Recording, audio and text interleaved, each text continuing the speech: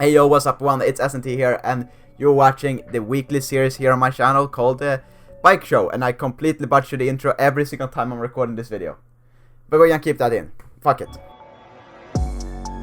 We feature some of the best builds that you guys have submitted to the email address that's down in the description, so go down there, check it out, send your bike in, and you might see your bike on a future episode of this show.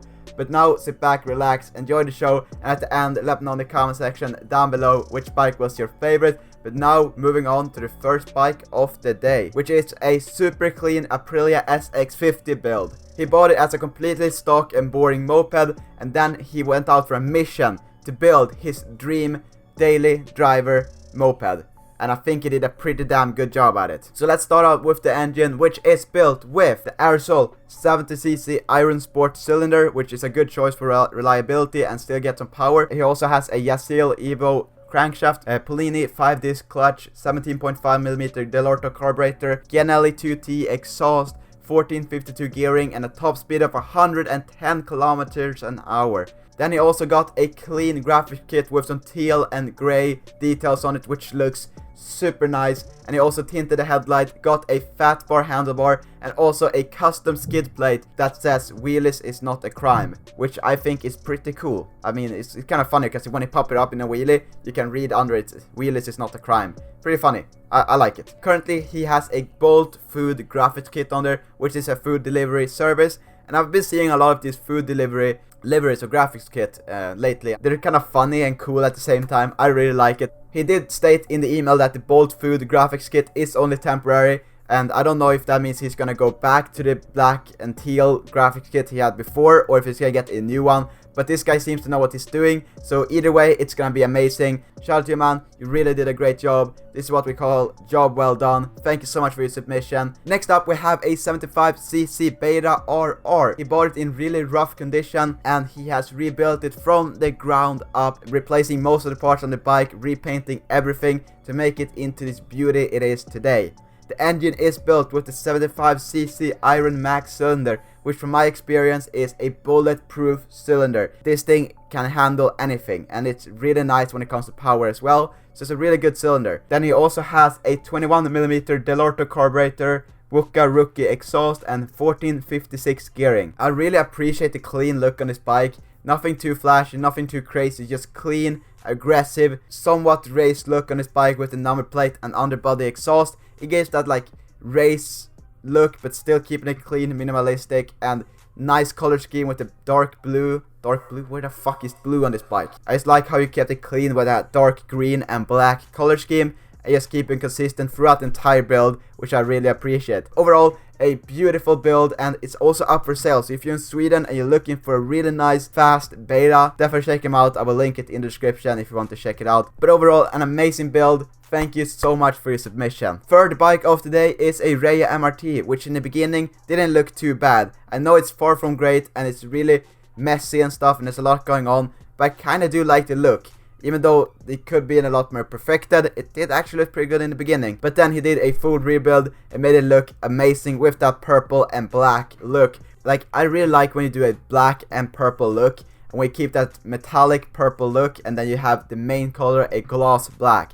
And the purple is the perfect shade. It's not too bright, it's not too dark, it's just perfect. So, if you guys are interested in the engine, it is built with a ported Airsal 70cc cylinder, Italkit, Selettra inner rotor ignition, 28mm PWK carburetor, homemade exhaust and muffler, and a 1352 gearing. To me, this bike just screams moped tuning, especially Finnish moped tuning. If you're from Finland, maybe Sweden as well, you definitely know what I'm talking about. When you want to pack as much power as possible and still make it look good, but you don't refine it. Like a lot of people, when you, at least down in France and all those places, they make these 100cc builds with graphics kit and all this crazy stuff. Like up here in Sweden and Finland, especially, in my opinion, maybe I'm wrong, let me know in the comment section if you agree.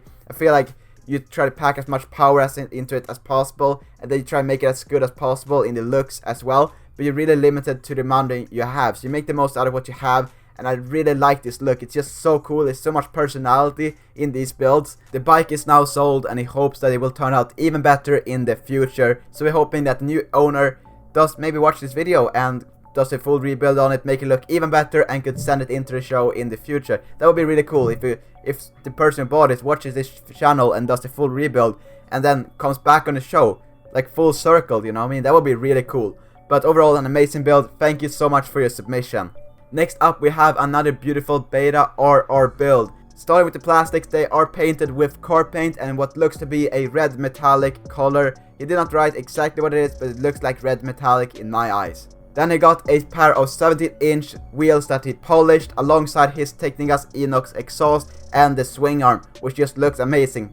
Polished aluminium just looks oof. It takes a long time, but it looks so good once you got it done. Like, it's just I like it. Then this man even went as far to create his own seat by making a wooden frame, adding some foam on that, and then a seat cover on top. It looks factory. Like, you could have told me that this guy had bought this seat and it was factory, and I would have guessed it because it looks so good. He did a great job on it. I've never seen anyone build their own seat out of wood before, but it looks good, and I definitely give you props for taking on that challenge and making it as good as you did. Like, this looks amazing. And he got a Technigas Inox exhaust and a 16mm carburetor. You know me, I really appreciate a build like this. A clean build when somebody rebuilds a bike from the ground up, making it look as cool as possible without using a lot of graphics and stuff. Of course, graphics kits are sick and I probably will use them in the future, but I just like when somebody does something like this. When they polish the wheels, they polish the swing arm, like, takes the time to do that. That's not a easy job. It takes a long time. Then adding the, like, making everything just look perfect in show condition. Like, this could have been at a show and I would be like, damn, this looks good. So I definitely appreciate this type of build. There's definitely a different vibe that a lot of people doesn't go for anymore, I feel like. And a lot more people go for graphics kits. Nothing wrong with that. I love graphics kits. It looks insane. And it's a lot easier to make your bike look crazy with a graphics kit. But I definitely like the more custom motorcycle style you're going for here with the polished aluminium and the red metallic paint job on the black base, which looks amazing. And this is what we call job well done. Thank you so much for your submission. Last bike of the day is a 2007 Yamaha DT 50. The guy said in the email that he did not do the full rebuild on this bike, but we're still gonna feature it anyway because it's such a cool build, and he also included some before pictures, so you know we're going to feature this bike. Starting with the engine is built with a Airsal 50cc racing cylinder with a 2mm Dellorto factory spacer, body kit competition 45mm crankshaft, turbo kit exhaust, 21mm PWK Carburetor, top performance racing clutch, Malossi VLH17 carbon reed valve, 1153 gearing. If you paid attention to the parts list, you would have noticed that the engine is stroked from 39mm to 45mm, which gives a lot more torque and also bumps the cc up to about 60cc. There's also some miscellaneous parts on the bike, including blue anodized rims, Yamaha YCF 450 radiator shrouds and number plate, supermoto front fender, Fatbar handlebar, and an easy pull clutch lever. Overall, an amazing build. We have seen this theme before, the blue and white Yamaha theme, but I really like the fact you got those blue rims on there because that really ties the build together, makes it look a lot cooler, gives a lot more personality. I do think a graphics kit would fit perfectly on this bike. Get like a nice custom graphics kit would be perfect and would be the cherry on top. But other than that, it's an amazing build. I'm sure it has plenty of power, and I really like this bike. So thank you so much for your submission, and yeah, hopefully you will enjoy this bike for as long as you keep it. But that was the 5 amazing bikes from this week's bike show. Let me know in the comment section down below which bike was your favorite, and if you haven't already, subscribe to the channel because they're so close to 10,000 subscribers. It would be absolutely amazing to hit that.